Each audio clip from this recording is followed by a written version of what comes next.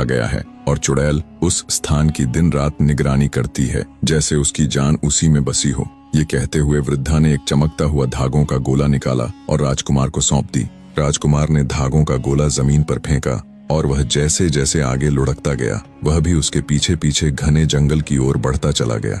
कुछ ही देर में वह जंगल के गहरे हिस्से में पहुंचा, जहां एक विशाल भालू रास्ते के बीचों बीच बैठा था। वह बहुत कमजोर और भूखा लग रहा था। राजकुमार ने तुरंत अपने धनुष से तीर निकालकर निशाना साधा, लेकिन तभी भालू ने इंसानों जैसी आवाज में विनती की, मुझे मत मारो राजकुमार, एक दिन तुम्हें मेरी सहायता की जरूरत पड़ सकती है। राजकुमार का मन पसीज गया। उसने धनुष नीचे रख दिया और भालू को बिना कोई नुकसान पहुंचाए आगे बढ़ गया। कुछ दूरी पर चलते हुए उसके सिर के ऊपर एक सफेद नर बत्तख उड़ता दिखाई दिया। राजकुमार ने जैसे ही तीर चलाने के लिए कमान चढ़ाई, उसी क्षण बत्तख बोली, हे राजकुमार, कृपया मुझे जीवन दान दो, समय आने पर मैं तुम्हारे काम आऊंगी।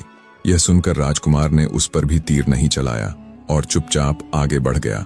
थोड़ी ही देर में एक खरगोश झाड़ियों से निकलकर उसके रास्ते को पार करने लगा।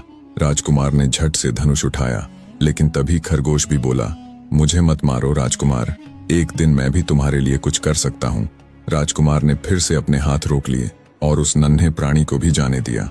राजकुमार लगातार चलते चलते एक सुंदर सी झील के किनारे जा पहुंचा। वहां उसकी नजर एक मछली पर पड़ी, जो किनारे पर पड़ी छटपटा रही थी, जैसे पानी की एक एक बूंद के लिए तड़प रही हो।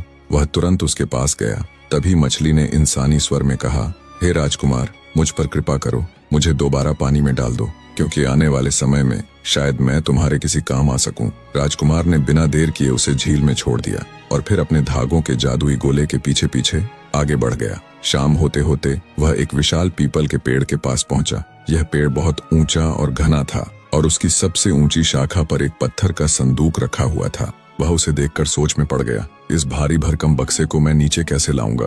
तभी अचानक वहीं पर वह भालू प्रकट हुआ, जिससे राजकुमार पहले जंगल में मिला था। भालू ने अपनी ताकतवर भुजाओं से पेड़ को पकड़कर जोर जोर से हिलाना शुरू किया। पेड़ पर रखा वह पत्थर का बक्सा नीचे आ गिरा और टूटकर बिखर गया।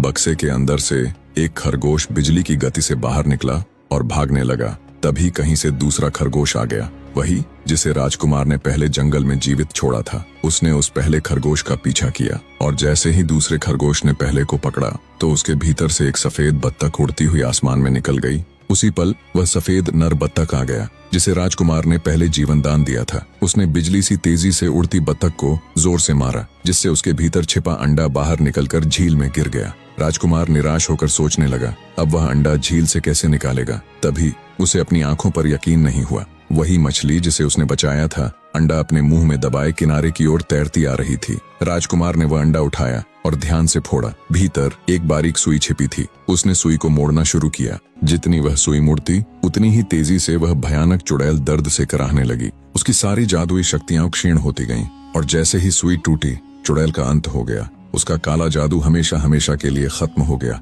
राजकुमार अभी सोच ही रहा था कि अब राजकुमारी को कैसे ढूंढे, तभी वह सामने प्रकट हो गई। मुस्कुराते हुए उसने कहा, राजकुमार, तुम समय पर आ गए। एक पल और होता तो सब खत्म हो जाता। दोनों की आंखें मिलीं और मानो सारा दुख बह गया। वे एक दूजे का हाथ थामे अपने राज्य लौटे और वहां जीवन भर प्रेम, शांति और आनंद से साथ रहने लगे।